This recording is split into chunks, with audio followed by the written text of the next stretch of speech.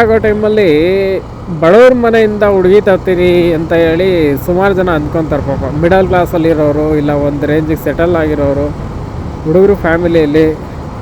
ಅಂದರೆ ಹುಡುಗರು ಬಡವ್ರ ಹುಡುಗಿನ ಇಷ್ಟಪಡ್ತೀನಿ, ನಾನು ಅವ್ರ ಮದುವೆ ಆಗ್ತೀನಿ, ಅವ್ರಿಗೊಂದು ಲೈಫ್ ಕೊಡ್ತೀನಿ, ಅವ್ರು ಚೆನ್ನಾಗಿರ್ತಾರೆ, ಚೆನ್ನಾಗಿ ನೋಡ್ಕೊತಾರೆ ನಮ್ಮನ್ನು. ಬಡತನ ನೋಡಿ ಬಂದಿರೋ ಹುಡುಗಿ ನಮ್ಮನ್ನ ಚೆನ್ನಾಗಿ ಅರ್ಥ ಮಾಡ್ಕೊತಾಳೆ, ನಮ್ಮನ್ನು ಚೆನ್ನಾಗಿ ನೋಡ್ಕೊತಾಳೆ ಅನ್ನೋದು ಸುಮಾರು ಹುಡುಗರಿಗೆ ಕನಸು. ಅದು ಬಡತನ ನೋಡಿ ಬಂದಿರೋ ಹುಡುಗಿ ನಮಗೂ ಬಡತನ ಇದ್ದರೆ ಅದನ್ನು ಅವಳು ಅಡ್ಜಸ್ಟ್ ಮಾಡ್ಕೊತಾಳೆ ಅಂತ. ತೀರಾ ಪೂರ್ ಕ್ಲಾಸಲ್ಲಿ ಏನಿರ್ತಾರೆ ಅಂಥವ್ರನ್ನ ನೋಡ್ತಾರೆ ಸ್ವಲ್ಪ. ಬಟ್ ನಾನು ಅಂಥವ್ರಿಗೆ ಹೇಳೋದೇನೆಂದರೆ, ಬೇಡ ಅಂಥವ್ರು ಸವಾಸನೇ ಮಾಡೋಕ್ಕೆ ಹೋಗಬೇಡಿ. ಯಾಕಂದರೆ ಎಷ್ಟೇ ಕಷ್ಟ ಆದರೂ ಪರವಾಗಿಲ್ಲ, ನೀವು ಒಂದು 4 ಕಾಸು ಸಂಪಾದನೆ ಮಾಡಿ ನೀವು ಸ್ವಂತವಾಗಿ ನಿಮ್ಮ ಕಾಲ ಮೇಲೆ ನೀವು ನಿಂತ್ಕೊಂಡ್ರೆ ಆವಾಗ ನಿಮ್ಗೆ ಅನಿಸುತ್ತೆ ನಿಮ್ಮ ಲೆವೆಲ್ಗೆ ಬೇಕಾಗಿರೋ ಹುಡುಗಿನ ತೊಗೊಬೇಕು ಅಂತ. ನೀವು ಒಂದು ಸಲ ಏನಾದರೂ ಬಡವ್ರ ಮನೆ ಹುಡುಗಿನ ತೊಗೊಂಬಂದು ಮದುವೆ ಮಾಡ್ಕೊಂಡ್ರಿ ಅಂತ ಇಟ್ಕೊಳ್ಳಿ, ಆಮೇಲೆ ಗೊತ್ತಾಗುತ್ತೆ ನಿಮಗೆ ಅವರು ಬಡವರು ಯಾಕೆ ಆಗಿದ್ರು ಅಂತ ಅನ್ನೋದು ನಿಮಗೆ ಮದುವೆ ಆದಮೇಲೆ ಗೊತ್ತಾಗುತ್ತೆ. ಈ ಬಡವ್ರ ಮನೇಲಿ ಇದ್ಕೊಂಡು ಅಲ್ಪ ಸ್ವಲ್ಪ ಓದಿರ್ತಾರಲ್ಲ, ಆ ಹುಡುಗಿರು ಏನು ಮಾಡ್ತಾ ಇದ್ದಾರೆ ಇವಾಗ, ಅವರೇ 98% ಡೈವರ್ಸ್ಗೆ ಅಪ್ಲೋಡ್ ಮಾಡ್ತಾ ಇರೋದು. ಯಾಕಂದರೆ ಅವ್ರಿಗೆ ಇಮ್ಮಿಡಿಯೇಟಾಗಿ ರಿಚ್ ಆಗಬೇಕು ಅನ್ನೋ ಆಸೆ ಜಾಸ್ತಿ, ಗಂಡನ ದುಡ್ಡನ್ನ ಕಿತ್ತು ತಿನ್ಕೋಬೇಕು ಅನ್ನೋ ಆಸೆ ಜಾಸ್ತಿ. ಅವ್ರು ಯಾವತ್ತೂ ಒಂದಿನೂ ಈ AC ಫ್ರಿಡ್ಜು ಫ್ಯಾನು ಏನು ನೋಡಿರಲ್ಲ ಅವ್ರಿಗೆ. ಬಟ್ ನೀವು ಯಾವಾಗ ಅವ್ರಿಗೆ ತೊಗೊಂಬಂದು ಈ ಕಂಫರ್ಟ್ ಝೋನಲ್ಲಿ ಇಡ್ತೀರ, ಬಟ್ ಅವ್ರಿಗೆ ಅದ್ರ ವ್ಯಾಲ್ಯೂಸ್ ಎಲ್ಲ ಗೊತ್ತಿರಲ್ಲ. ಯಾರಿಗೆ ಯಾವುದ್ರ ವ್ಯಾಲ್ಯೂ ಗೊತ್ತಿರುತ್ತೋ ಅಂಥವ್ರನ್ನ ಮದುವೆ ಆಗಿ ಅಷ್ಟೇ.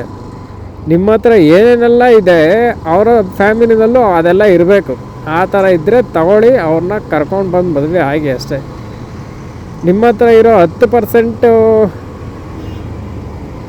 ಇನ್ವೆಸ್ಟ್ಮೆಂಟು ಮತ್ತು ಅವ್ರ ಹತ್ರ ಅಸೆಟ್ಸು ಏನಿಲ್ಲ ಅಂದರೆ ಅಂಥವ್ರನ್ನ ನೀವು ಅವಾಯ್ಡ್ ಮಾಡೋದು ನನಗೆ 100% ಬೆಟರ್ ಅನಿಸುತ್ತೆ.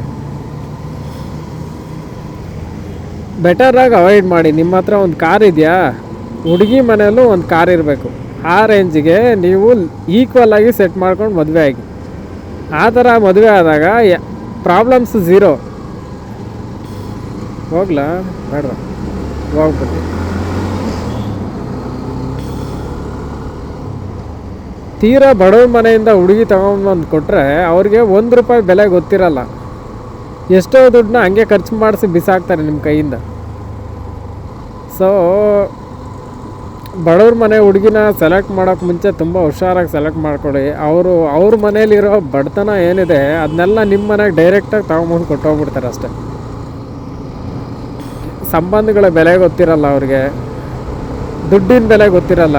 ಮೇಯ್ನು ದುಡ್ಡಿನ ಬೆಲೆ ಗೊತ್ತಿರೋದು ಯಾರಿಗೆ ಅಂದರೆ, ಯಾರ ಹತ್ರ ದುಡ್ಡಿದೆಯೋ ಅವ್ರಿಗೆ ಮಾತ್ರ. ಯಾಕಂದರೆ ದುಡ್ಡಿನ ಬೆಲೆ ಗೊತ್ತಿದ್ದವ್ರು ಮಾತ್ರ ದುಡ್ಡು ಮಾಡೋಕ್ಕೆ ಸಾಧ್ಯ. ಅವ್ರು ಮಾತ್ರ ಸೇವಿಂಗ್ಸು ಮತ್ತು ಇನ್ವೆಸ್ಟ್ಮೆಂಟ್ ಬಗ್ಗೆ ತಿಳ್ಕೊಂಡಿರ್ತಾರೆ. ಮದುವೆ ಆದರೆ ನಿಮಗೆ ಲೆವೆಲಲ್ಲಿ ಈಕ್ವಲ್ ಆಗಿರೋನಾಗಿ, ಇಲ್ಲ ನಿಮ್ಮ ಹಣೆ ಬರ ಚೆನ್ನಾಗಿದ್ದು, ನಿಮ್ಮ ನಸೀಬಲ್ಲಿ ಕರೆಕ್ಟಾಗಿದ್ದು, ನಿಮಗಿನ್ನ ಚೆನ್ನಾಗಿರೋ ಹುಡುಗಿ ಅಂದರೆ ನಿಮಗಿನ್ನ ಬೆಟರ್ ಆಗಿರೋ ಫ್ಯಾಮಿಲಿ ಸಿಕ್ಕಿದ್ರೆ ಅವ್ರನ್ನ ಮದುವೆ ಆಗಿ. ಯಾವುದೇ ಕಾರಣಕ್ಕೂ ಬಡವ್ರ ಹುಡುಗಿನ ಮದುವೆ ಹಾಕೇ ಹೋಗ್ಬೇಡಿ. ಯಾಕಂದರೆ ನಾನು ಹೇಳಿದ್ನಲ್ಲ, ಅವ್ರು ಬಡವರಾಗಿರೋದಕ್ಕೆ ಕಾರಣವೇ ಅವ್ರ ಮೈಂಡ್ಸೆಟ್ಟು. ನಿಮ್ಮನ್ನು ಅವ್ರ ಮದುವೆ ಆದರೆ ಏನೋ ಈ ಚಿನ್ನದ ಮೊಟ್ಟೆ ಇಡೋ ಕೋಳಿ ಇರುತ್ತಲ್ಲ, ಆ ಥರ ಯೋಚನೆ ಮಾಡ್ತಾರೆ ನಿಮ್ಮನ್ನು ನೋಡಿ ಅವರು. ಇದು ಡೈಲಿ ಮೊಟ್ಟೆ ಇಡ್ತಾ ಇರಲಿ, ನಾನು ತಿಂದು ತೇಗ್ಬಿಡೋಣ ಅಂತ. ಅಂದರೆ ನೀವು ಕಷ್ಟಪಟ್ಟು ಎಷ್ಟೇ ಹುಡುಗರು ಉಳಿಯಲ್ಲ ಅವ್ರ ಹತ್ರ. ಹೆಂಗೆ ಬೇಕಂಗೆ ಖರ್ಚು ಮಾಡಿಸಿ ಬಿಸಾಕ್ತಾರೆ ನಿಮ್ಮ ಹತ್ರ. ಸೊ ನನ್ನ ಪ್ರಕಾರ ನಾನು ಹೇಳೋದು ಅಷ್ಟೇ, ನಿಮ್ಮ ಲೆವೆಲ್ಗೆ ಇರೋ ಹುಡುಗಿನ ಮದುವೆ ಆಗಿ. ಯಾಕಂದರೆ ನೀವು ಕಷ್ಟಪಟ್ಟು ದುಡಿದಾಗ ಗೊತ್ತಾಗುತ್ತೆ ಇಷ್ಟೆಲ್ಲ ಆಸ್ತಿನ ಅನುಭವಿಸೋ ಅಂಥ ಹುಡುಗಿ ಇದೇ ಥರ ಇರಬೇಕು ಅಂತ. ನಿಮ್ಮ ಹತ್ರ ₹1 ಇಲ್ಲ ಅಂದರೆ ನೀವು ಅವಾಗ ಯಾರು ಸಿಕ್ಕಿದ್ರು ಓಕೆ ಗುರು ಅನ್ನೋ ಥರ ಆಗುತ್ತೆ. ಈ ಥರ ಸಡನ್ನಾಗಿ ಹೇಳಿದ್ರೆ ಬೈಕು ಮತ್ತು ಕಾರು ಅವ್ರ ಗತಿ ಏನು? ಮುಂಚೆನೇ ಇಂಡಿಕೇಟ್ರ್ ಹಾಕ್ಬಿಟ್ಟು ಎಳಿಬೇಕು. ಇಲ್ಲ ಅಂದರೆ ಗಾಡಿ ಯಾರಾದ್ರು ನೋಡ್ಕೊಂಡೋಗಿ ಬಿಟ್ಬಿಟ್ಟು ಆಮೇಲೆ ಎಳಿಬೇಕು. ನಾನು ಹೇಳೋದು ಅದೊಂದು ವಿಷಯಕ್ಕಷ್ಟೇ. ಯಾಕಂದರೆ ಅವ್ರಿಗೆ ಯಾರಿಗೆ ದುಡ್ಡಿನ ವ್ಯಾಲ್ಯೂ ಗೊತ್ತಿಲ್ಲ ಅಂಥವ್ರನ್ನ ಮದುವೆ ಆಗೋದು ವೇಸ್ಟು. ದುಡ್ಡಿನ ವ್ಯಾಲ್ಯೂ ಗೊತ್ತಿರ್ಬೇಕು ಮೇಯ್ನು. ನೀವು ಕಷ್ಟಪಟ್ಟು ಎಷ್ಟು ಕಷ್ಟಪಟ್ಟು ದುಡಿತಾ ಇದ್ದೀರಾ ಅದನ್ನು ಅರ್ಥ ಮಾಡ್ಕೊಳೋ ಅಂಥ ಹುಡುಗಿ ಬೇಕು. ಆ ಥರ ಹುಡುಗಿರಿರೋದೆಲ್ಲ ಅಪ್ಪರ್ ಕ್ಲಾಸ್ ಮತ್ತು ಒಂದು ಸ್ಟ್ಯಾಂಡರ್ಡ್ ಫ್ಯಾಮಿಲೀಸ್ ಮಾತ್ರ. ಸೊ ಅಂಥವ್ರನ್ನ ಸೆಲೆಕ್ಟ್ ಮಾಡಿ ಬಡವ್ರ ಮನೆಯಿಂದ ಹುಡುಗಿ ತಗೊಂಬಂದು ಇಟ್ಕೊಂಡ್ರೆ ಅವ್ರಿಗೇನೋ ಒಂಥರ ಗಾಂಚಲಿ, ಬಿಡು ಅವನೇ ಬಂದು ಮದುವೆ ಮಾಡ್ಕೊಳಕ್ಕೆ ಕೇಳ್ಕೊಂಡು ಮದುವೆ ಆಗ್ತಾವನೆ ಅಂದರೆ ನಾವೇ ರಿಚ್ಚು ಅಂತ ಅವ್ರು ಅಂದ್ಕೊತಾರೆ. ಬಟ್ ಹುಡುಗಿ ಸಿಗ್ತಾ ಇಲ್ಲ ಅನ್ನೋ ರೀಸನ್ಗೆ ಅವ್ರು ಬಂದಿರ್ತಾರೆ ಅಷ್ಟೇ ಹೊರತು ಬೇರೆ ಯಾವುದು ರೀಸನ್ ಇರಲ್ಲ. ಇವಾಗ ನಮ್ಮ ಹುಡುಗರಿಗೆಲ್ಲ ಮೇಯ್ನ್ ಪ್ರಾಬ್ಲಮ್ ಏನಂದರೆ ಮದುವೆ ಆಗೋಕ್ಕೆ ಹುಡುಗಿ ಸಿಗ್ತಾ ಇಲ್ಲ ಅಂತ. ಹುಡುಗಿ ರೇಷಿಯೋ ತಗೊಂಡ್ರೆ ರೇಷಿಯೋ ಕರೆಕ್ಟಾಗಿದೆ, ಇಷ್ಟು ಜನಕ್ಕೆ ಇಷ್ಟು ಜನ ಹುಡುಗಿರು ಇರಬೇಕು ಅನ್ನೋದು ರೇಷಿಯೋ ಏನೋ ಕರೆಕ್ಟಾಗಿದೆ. ಬಟ್ ಹುಡುಗಿರಿಗೆ ಮತ್ತು ಹುಡುಗಿರನ್ನ ಸಾಕಿರೋರಿಗೆ ದುರಾಸೆ ಜಾಸ್ತಿ ಆಗಿದೆ ಇವಾಗ. ಆ ದುರಾಸೆ ಪರಿಣಾಮನೇ ಇವಾಗ ಹುಡುಗಿರು ಯಾರೂ ಸಿಗ್ತಾ ಇಲ್ಲ ಅಂತ. ದುರಾಸೆ ಯಾವ ಮಟ್ಟಿಗಿದೆ ಅಂದರೆ ಅವರು ಬೆಳಿಗ್ಗೆ ಊಟ ಮಾಡಿದ್ರೆ ಮಧ್ಯಾಹ್ನ ಏನು ತಿನ್ನಬೇಕು ಹೊಟ್ಟೆಗೆ ಅನ್ನೋದು ಗೊತ್ತಿರಲ್ಲ. ಮನೇಲಿ ಅಡುಗೆ ಮಾಡೋಕ್ಕೂ ಅವ್ರ ಹತ್ರ ಅಷ್ಟು ಕಾಸು ಇರಲ್ಲ.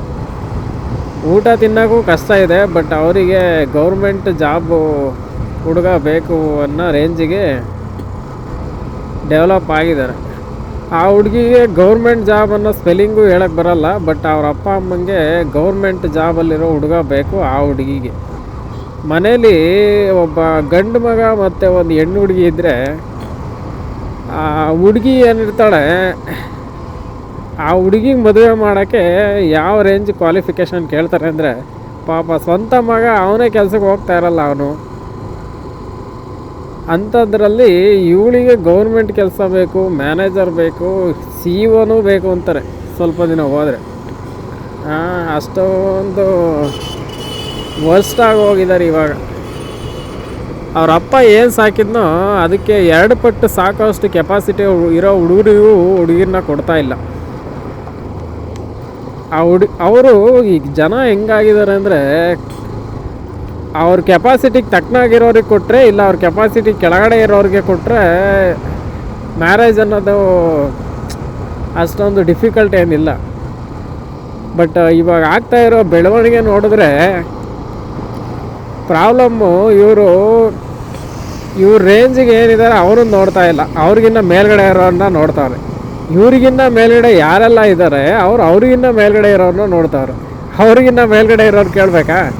ಅವ್ರಿಗಿನ್ನ ಮೇಲ್ಗಡೆ ಇರೋರನ್ನೇ ನೋಡ್ತಾವ್ರೆ. ಹಂಗಾಗಿ ಕನೆಕ್ಟ್ ಯಾರೂ ಆಗ್ತಾಯಿಲ್ಲ, ಎಲ್ಲ ಮೇಲ್ಗಡೆ ಇರೋರನ್ನ ನೋಡ್ತಾವ್ರೆ ಅಷ್ಟೆ. ಸ್ಟಾರ್ಟಿಂಗಲ್ಲಿ ಏನು ಮಾಡ್ತಾರೆ, ನಾನು ಹುಡುಗರಿಗೆ ಹೇಳೋದೇನು ಗೊತ್ತಾ, ಇವಾಗ ಈ ಹುಡುಗಿರು ಕಷ್ಟ ಇದ್ದಾರೆ. ಅವರು ಟೀನೇಜು ಮತ್ತು ಯಂಗೇಜಲ್ಲೆಲ್ಲ ಆರಾಮಾಗಿ ಹೆಂಗೆ ಬೇಕಂಗೆ ಯಾರ ಜೊತೆ ಬೇಕಾದ್ರೂ ಮಜಾ ಮಾಡ್ಕೊಂಡು ಇದ್ಬಿಟ್ಟು ಇವಾಗ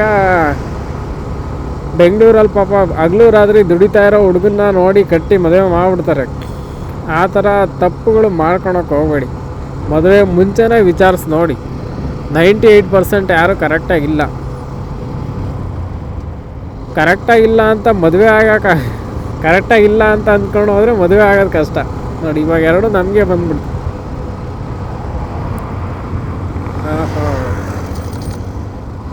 boys at 6 AM, no comments. ಅರ್ಥ ಆಗೋರಿಗೆ ಅರ್ಥ ಆಗಿರುತ್ತೆ. ಹುಡುಗಿರು ಸರಿ ಇಲ್ಲ, ನಾನು ನೋಡಿ ಅಬ್ಸರ್ವ್ ಮಾಡಿರೋ ಪ್ರಕಾರ 98% ಸರಿ ಇಲ್ಲ. ನಂಬಂಗೆ ಇಲ್ಲ ಹುಡುಗಿರನ್ನ. ಅಂಥದ್ರಲ್ಲಿ ಪಾಪ ಹುಡುಗರು ಕಷ್ಟಪಟ್ಟು ಇಲ್ಲಿ ಕೆಲಸ ಮಾಡ್ತಾ ಇರ್ತಾರೆ. ಕೆಲವರು ಮದುವೆಗಿನ್ನ ಮುಂಚೆನೇ ಎಸ್ಕೇಪ್ ಆಗಿ ವಾಪಸ್ ಕರ್ಕೊಂಬಂದಿರೋ ಹುಡುಗಿರನ್ನ ಗಂಟಾಕ್ಬಿಡ್ತಾರೆ. ಇನ್ನು ಕೆಲವರು ಇನ್ನೂ ವರ್ಸ್ಟಾಗಿ ಏನು ಮಾಡ್ತಾರೆ ಅಂದರೆ ಆಲ್ರೆಡಿ ಅಬಾರ್ಷನ್ ಮಾಡಿಸಿ ಕರ್ಕೊಂಬಂದಿರ್ತಾರೆ. ಅದನ್ನೇ ಯಾವನಾರು ಸಿಕ್ಕಿದ್ರೆ ಅವನಿಗೆ ತ್ಯಾಪೆ ಹಾಕ್ಬಿಡ್ತಾರೆ. ಏನು ಮಾಡೋಂಗಿಲ್ಲ. ಇವಾಗ ಆಗ್ತಾ ಇರೋ ಬೆಳವಣಿಗೆ ನೋಡಿದ್ರೆ ಮದುವೆ ಆಗ್ದಂಗಿರೋದೇ ಬೆಟರ್ ಅನಿಸುತ್ತೆ. ಬಟ್ ಮದುವೆ ಆಗದಂಗಿರೋಣ ಅಂದರೆ ಫಸ್ಟು ಪೇರೆಂಟ್ಸ್ ಬಿಡಲ್ಲ, ಸೆಕೆಂಡ್ ಥಿಂಗ್ ಈ ಸೊಸೈಟಿ ಬಿಡಲ್ಲ. ನಿಮ್ಮ ರಿಲೇಟಿವ್ ಅಂತೂ ಕಿತ್ತು ತಿಂದು ಬಿಸಾಕ್ತಾರೆ ನಿಮ್ಮ ತಲೆನ, ಯಾವ ಮದುವೆ ಅಂತ. ಅದಕ್ಕೋಸ್ಕರ ನಾನು ಮದುವೆ ಆಗಬೇಕಾಗತ್ತೆ ಅಷ್ಟೆ. ಹುಡುಗರು ಯಾರೆಲ್ಲ ಮದುವೆಗೋಸ್ಕರ ಹುಡುಗಿ ನೋಡೋಕೆ ಹೋಗ್ತೀರಾ, ಸ್ವಲ್ಪ ಅವರ ಕೈನ ಅಬ್ಸರ್ವ್ ಮಾಡಿ. ಕೈ ಮತ್ತು ಕತ್ತತ್ರ ಇಲ್ಲಾಂದರೆ ಎಲ್ಲಾದರೂ ಆಯಿತು, ಅವ್ರ ಮೈ ಮೇಲೆ ಟ್ಯಾಟು ಹಾಕ್ಸ್ಕೊಂಡಿದ್ದಾರೆ ಅಂದರೆ 98% ಅವ್ರನ್ನ ಅವಾಯ್ಡ್ ಮಾಡಿಬಿಡಿ. ಅಂದರೆ 98% ಅವರು ಸರಿ ಇಲ್ಲ ಅಂತ. ಅದಕ್ಕೆ ಟ್ಯಾಟು ಇದ್ದರೆ ಅವಾಯ್ಡ್ ಮಾಡಿಬಿಡಿ. ಯಾಕಂದರೆ ಟ್ಯಾಟು ಅದು ಯಾವ ಥರ ಸಿಂಬಲ್ ಗೊತ್ತಾ, ಅವರು ಅವ್ರ ಸ್ವಂತ ಜೀವನ ನಡೆಸ್ತಾ ಇದ್ದಾರೆ ಅಂತ, ಅವ್ರ ಸ್ವಂತ ಬುದ್ಧಿಗೆ ಏನು ಅನ್ನಿಸ್ತಾ ಇದೆ, ಅವ್ರ ತಲೆಯಲ್ಲಿ ಏನು ಹೊಡುತ್ತೋ ಅದನ್ನೇ ಮಾಡ್ತಾಯಿದ್ದಾರೆ ಅಂತ ಅಷ್ಟೆ. ಅವ್ರು ಯಾರ ಮಾತು ಕೇಳ್ತಾ ಇಲ್ಲ, ಮತ್ತು ಅವ್ರು ಎಂಜಾಯ್ ಮಾಡ್ತಾರೆ ಲೈಫ್ನ ಅಂತ.